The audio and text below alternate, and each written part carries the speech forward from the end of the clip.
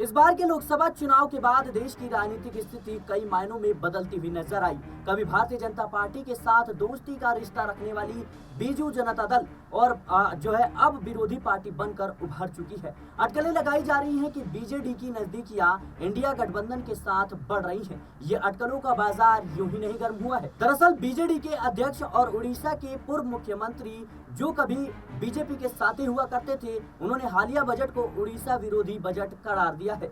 उन्होंने दावा किया कि केंद्र ने राज्य की वास्तविक चिंताओं को नजरअंदाज करने का काम किया, जबकि बीजेपी ने अपने घोषणा पत्र में उड़ीसा के लिए कई चुनावी वादे किए थे। इतना ही नहीं, अचंभा वाली बात यह हुई कि कहीं न कहीं वित्त मंत्री निर्मला सीतारमण जब बजट भाषण पढ़ रही थी, जब बजट पेश कर रही थी, उसी वक्त बीजेडी के सांसदों ने वॉकआउट करना शुरू कर दिया।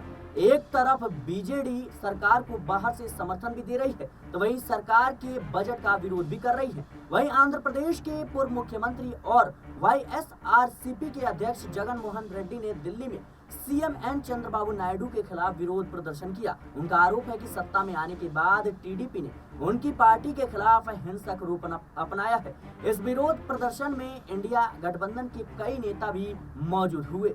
लोकसभा चुनाव में बीजेडी का कोई भी सदस्य नहीं है, तो वाईएसआरसीपी के 4 सांसद है। भले ही लोकसभा के अंदर ये दोनों पार्टियां बीजेपी को परेशान न कर पाए, लेकिन राज्यसभा में बीजेडी और वाईएसआरसीपी काफी ज्यादा मजबूत है। एक तरफ जहां वाईएसआरसीपी के राज्यसभा के अंदर 11 सदस्य हैं, तो वहीं बीजेडी के पास 9। अगर ये अटकलें हकीकत रूप ले लेती है, तो इंडिया गठबंधन संसद में और भी ज्यादा मजबूत होगा और सरकार को बिल पास कराने में दिक्कतों का सामना करना पड़ेगा। संसद के उच्च सदन में 145 सीटें हैं, लेकिन 19 सीटें खाली होने की वजह से मौजूदा वक्त में इसकी स्ट्रेंथ 226 की है।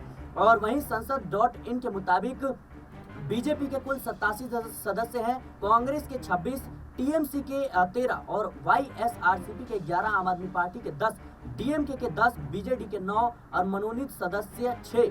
इसके साथ ही आरजेडी के 6 और एआईएमआईएम के 4, बीआरएस के 4 और सीपीआईएम के 4, जेडीयू के 4, समाजवादी पार्टी के 4 और झारखंड मुक्ति मोर्चा के 3 सदस्यों के अलावा अन्य पार्टियों को 1-1 या 2-2 सदस्य हैं। ऐसे में राज्यसभा में बहुमत का आंकड़ा 113 होता है, जिसमें एनडीए के पास 111 और विपक्षी गठबंधन के पास 87 सांसद है। अगर इन अटकलों को मानकर बीजेडी और वाईएसआरसीपी के 20 राज्यसभा सांसद इंडिया ब्लॉक में जोड़ दें, तो यह आंकड़ा 107 हो जाता है, जो एनडीए गठबंधन से ज्यादा है। और ऐसे में कहीं ना कहीं सरकार को कोई भी बिल पास कराने में भारी दिक्कतों का सामना करना पड़ सकता है। हालांकि दोनों ही पार्टियों की ओर से अभी तक कोई भी आधिकारिक बयान नहीं आया है, लेकिन ये राजनीतिक गलियारों में इस बात की चर्चा होने लगी है। फिलहाल के लिए इस रिपोर्ट में इतना ही। देश और दुनिया की तमाम खबरों के लिए बने रहना नेक्स्ट 9 पॉलिटिकल बाइट के साथ।